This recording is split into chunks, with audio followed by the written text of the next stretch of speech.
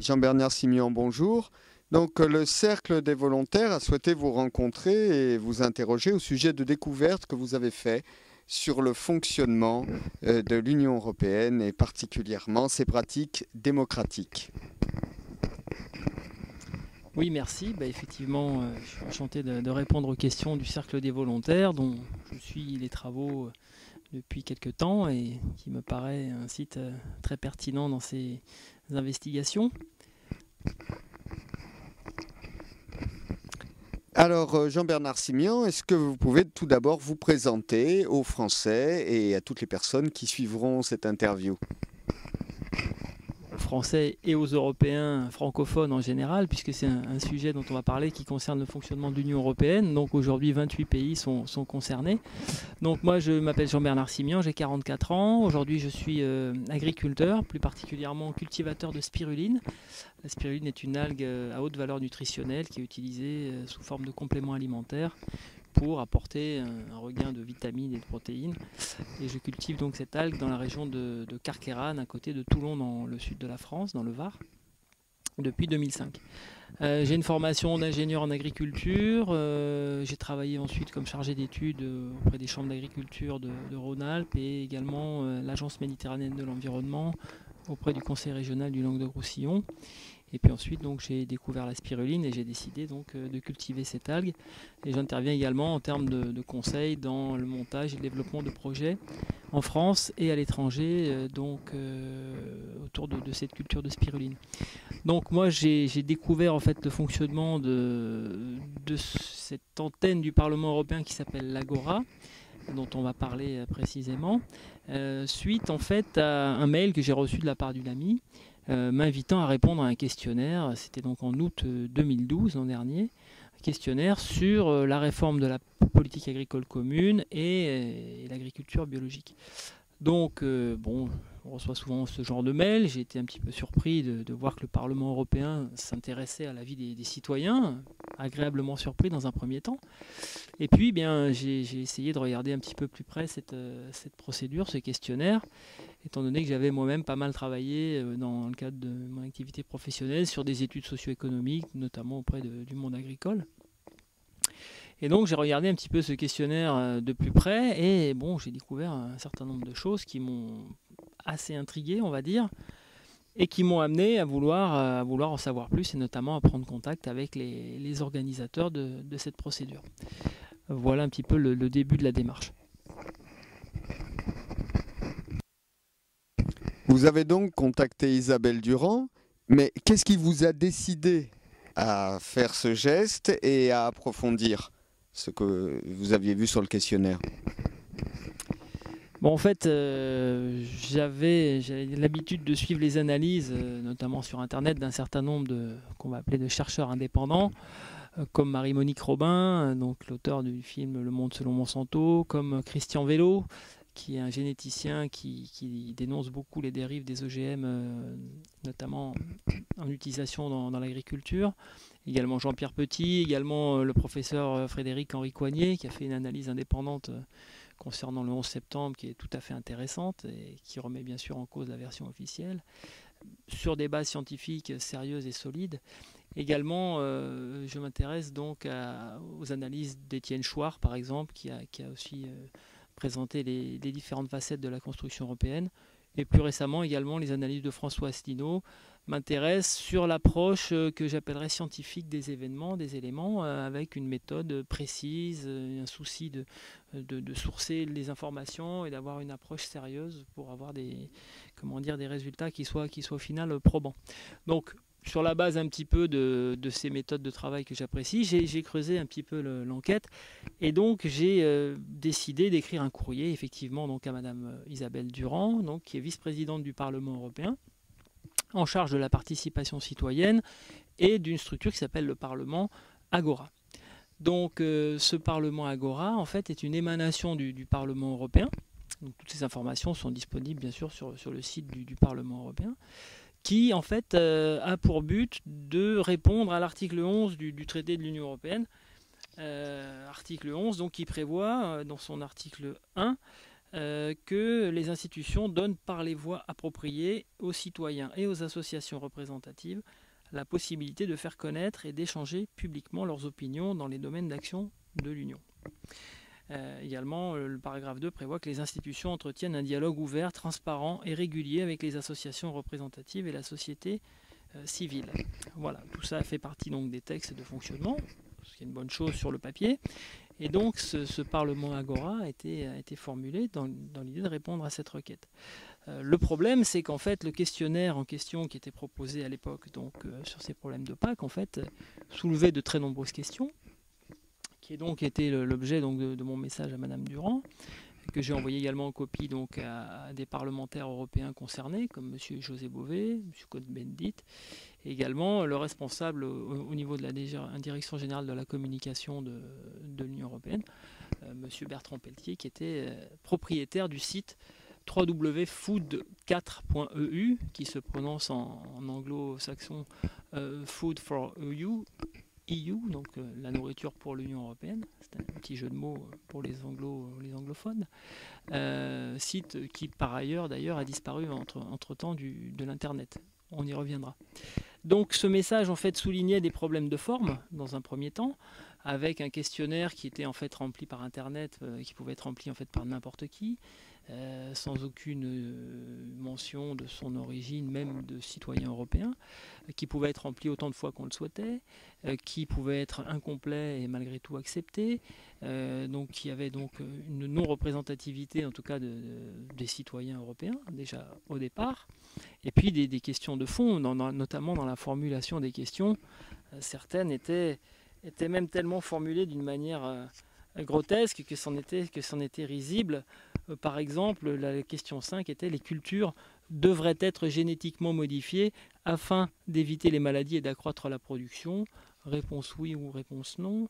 Les animaux d'élevage devraient être traités avec des hormones pour rendre leur viande plus abondante et plus juteuse. On dépassait les limites de l'acceptable dans un questionnaire. Donc ce courrier que j'ai adressé aux personnes que j'ai citées précédemment a été reçu, et j'ai été recontacté en fait par monsieur Dimitri Lemaire, qui est l'assistant de madame Durand, chargé de la participation citoyenne, qui a fait preuve d'une grande transparence et d'une grande sincérité, et qui donc m'a téléphoné suite à ce message. Et comme je l'avais averti dans un message précédent que je préférais une réponse écrite, eh bien j'ai annoncé que j'enregistrerais donc la conversation de manière à ce que, dans un souci de transparence totale, eh bien chacun puisse bénéficier des informations échangées à ce propos. Donc cet enregistrement, bien sûr, je l'ai conservé. Avec un ami, on l'a retranscrit par écrit, puisque c'est un entretien qui durait plus de 50 minutes finalement, et qui a permis en fait de se rendre compte que derrière ce questionnaire, donc dans lequel il était question de donner son avis, qui était censé être pris en compte par les parlementaires, en fait se cachait une procédure qui n'était absolument pas précisée dans le questionnaire, et cette procédure s'appelait donc une réunion de consensus. C'est ce que m'explique monsieur le maire. Donc, tous les éléments de cette affaire sont en fait accessibles sur le site d'Agoravox, puisque j'ai fait un article en reprenant le titre qu'a donné Jacques Testard, j'y reviendrai, qui a publié donc un article suite à ce que je lui ai transmis les informations, qui s'appelle « Les frites participatives de Bruxelles sont réchauffées à l'huile d'arnaque ». Donc sur Agoravox, vous pouvez trouver facilement l'article qui fait référence, avec tous les liens vers les pièces dont je parle là. Je ne rentrerai pas dans le détail dans cet entretien. Chacun pourra aller voir le détail.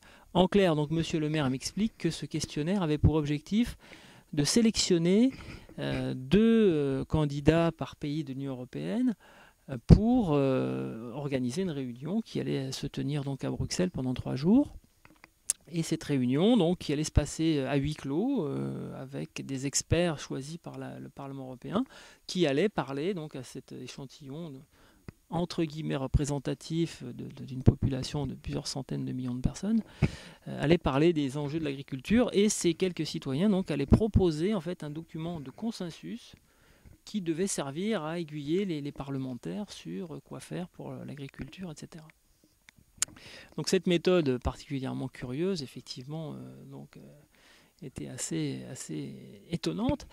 Et également, Monsieur le maire, dans son entretien, a même avoué que en fait, les parlementaires n'appréciaient pas forcément d'avoir à écouter l'avis des citoyens, et que d'ailleurs il y avait une certaine crainte et hostilité des parlementaires par rapport à cette procédure.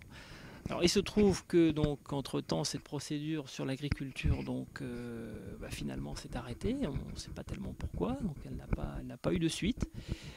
Ce qui est même assez curieux aujourd'hui, c'est qu'en fait pratiquement les traces de cette enquête et de cette recherche ont pratiquement toutes disparu des sites de l'Union européenne, y compris du blog de Madame Isabelle Durand, qui avait signé même l'appel à ce questionnaire et qui avait promu le fait d'y répondre. Eh bien, on n'en trouve plus de traces sur son blog, vous pouvez le vérifier, comme si cette requête de 2012 en fait n'avait jamais existé. C'est quand même assez curieux. Donc tous ces éléments m'ont amené à contacter également quelques médias, quelques personnalités pour leur faire part un petit peu de mes inquiétudes par rapport à ce projet qui est présenté comme une participation des citoyens au débat démocratique et qui s'avère en fait être une forme de mascarade assez grotesque et même inquiétante. Donc j'ai contacté un certain nombre de médias, de mouvements, notamment par exemple la Confédération paysanne dont je fais partie. J'ai même été candidat sur la liste pour les élections à la Chambre d'agriculture de 2013. Aucune réaction, aucune réponse. Également des mouvements de citoyens, des médias alternatifs comme Mediapart et d'autres. Pas de retour, pas de réaction. Et fort heureusement, je suis également membre de la Fondation Sciences Citoyennes, fondation de scientifiques qui soutiennent un peu les lanceurs d'alerte et les gens qui mettent en garde justement l'utilisation de la science au profit de certains lobbies et pas forcément au profit des citoyens. Et donc monsieur Jacques Testard, qui est pour l'anecdote donc biologiste et le père du premier bébé éprouvette français, donc vraiment une pointure dans son domaine, a réagi de manière assez rapide à ces informations en publiant une tribune qu'il a donc appelée « Les frites participatives sont réchauffées à l'huile d'arnaque ». D'autant plus qu'une deuxième consultation a été organisée donc en avril 2013, cette fois-ci par la Commission européenne, et qui avait pour objectif aussi de demander l'avis des citoyens par rapport à des évolutions réglementaires sur l'agriculture biologique et l'agriculture en général. À la différence près, cette fois-ci, qu'il était directement indiqué que de toute façon, les résultats ne seraient pas rendus publics et qu'on n'aurait jamais les renseignements remplis par les personnes. Ce qui était quand même assez gros de demander à des gens pendant 20 minutes de remplir des questions tout en leur disant qu'ils de toute façon, ils ne connaîtraient jamais les résultats. Donc c'est suite à ces deux événements que M. Testard a réagi.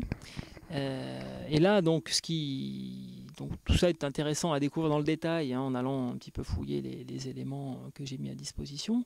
Ce qui est amusant, c'est qu'aujourd'hui, donc on est le 30 août 2013, en fait une nouvelle consultation a été émise par le Parlement Agora durant l'été et qui vise cette fois-ci un sujet qui est particulièrement préoccupant, qui est le chômage des jeunes dans l'Union européenne.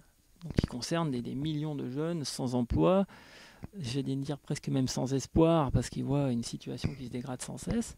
Donc on a un sujet d'une gravité extrême, qu'il est question, encore une fois, de traiter avec un petit échantillon de 2 personnes par pays.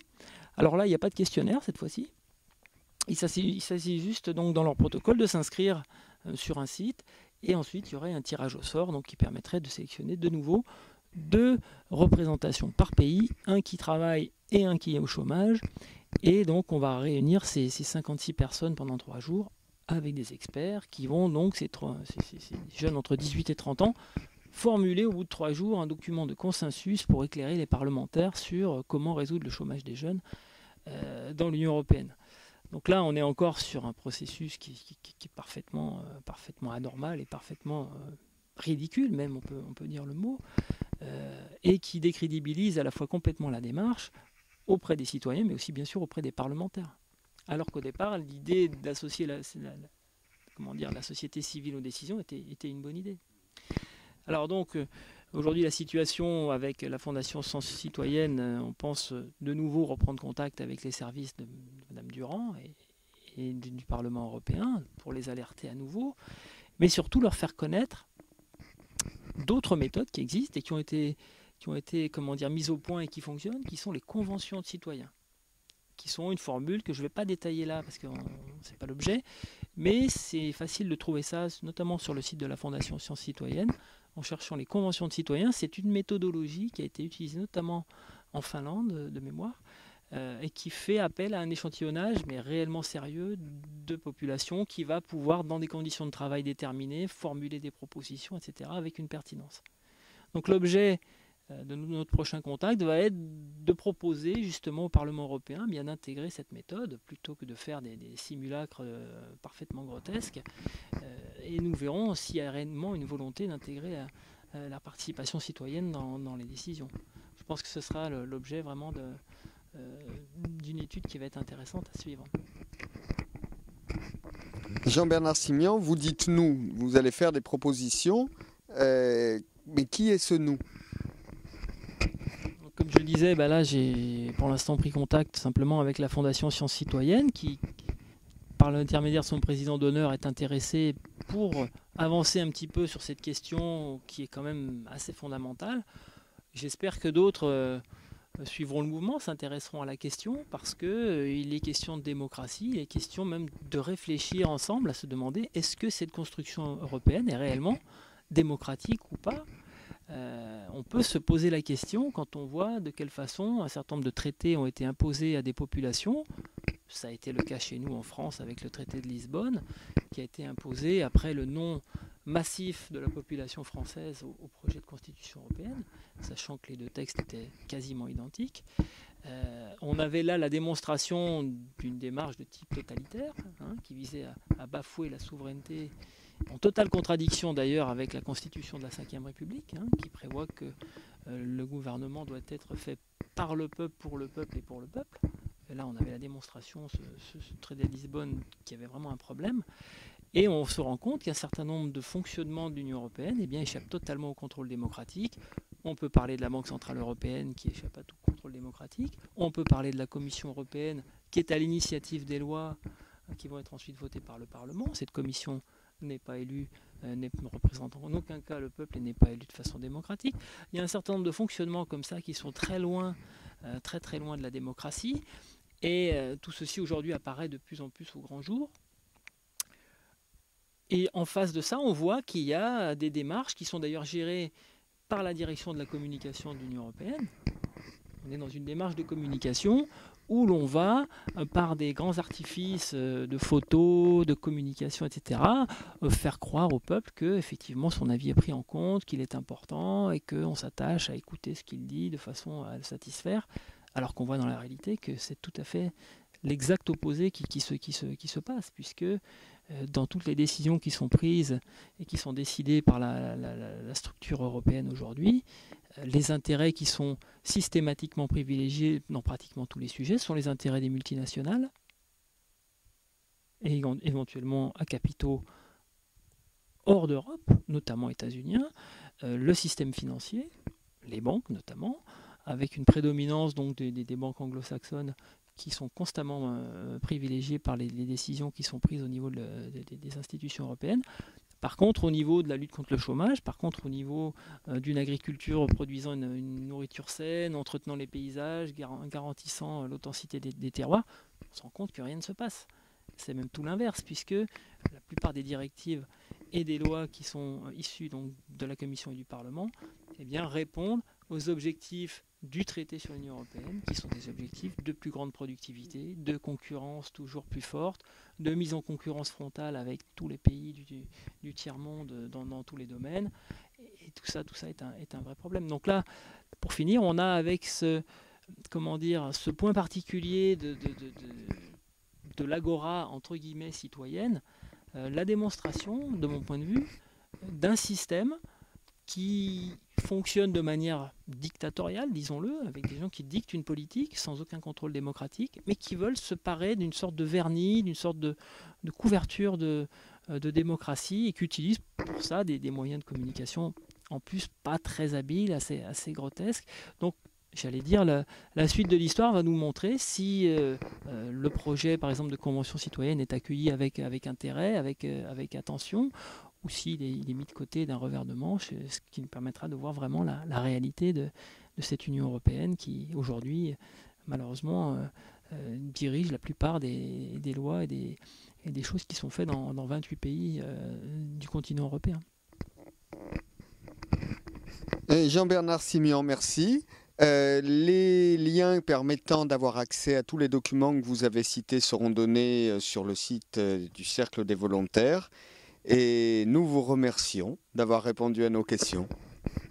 C'est moi qui vous remercie. Et puis l'idée, bon, ça peut paraître un petit peu complexe toute cette histoire, c'est surtout que les gens aillent vérifier eux-mêmes les informations et puis surtout se disent qu'en fait on peut tous être, comme moi qui suis un simple citoyen, un petit peu des grains de sable dans le fonctionnement de cette oligarchie qui en fait au bout d'un moment se croit tellement tout permis que elle ne craint même plus d'être démasquée. Je pense que chacun peut à un moment donné, dans ses domaines de compétences particuliers et dans ses domaines de prédilection, peut et doit même, j'allais dire, lancer l'alerte, rentrer un petit peu en confrontation avec ces gens qui finalement peut-être ne demandent que ça, parce qu'eux-mêmes, je pense, sont mal à l'aise dans ce système finalement qui leur échappe. Je pense qu'on a affaire à des gens qui ne sont pas forcément des mauvaises personnes, mais qui sont pris dans un système qui leur échappe et qui se font embarquer dans un système dans lequel ils sont contents de temps en temps qu'on leur tape sur l'épaule pour leur dire attention, là, vous faites un peu n'importe quoi.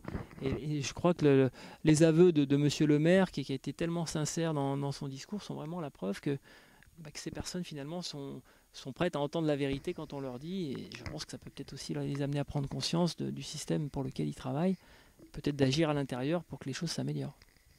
Merci. Jean-Bernard Simian, merci, au revoir. Je remercie encore le Cercle des volontaires pour le travail qu'il fait, et j'espère que cette vidéo sera vue par un maximum de personnes. Et voilà, j'espère qu'on aura l'occasion peut-être de reparler de la suite de cette procédure pour voir un petit peu ce qui s'est passé par la suite. Voilà.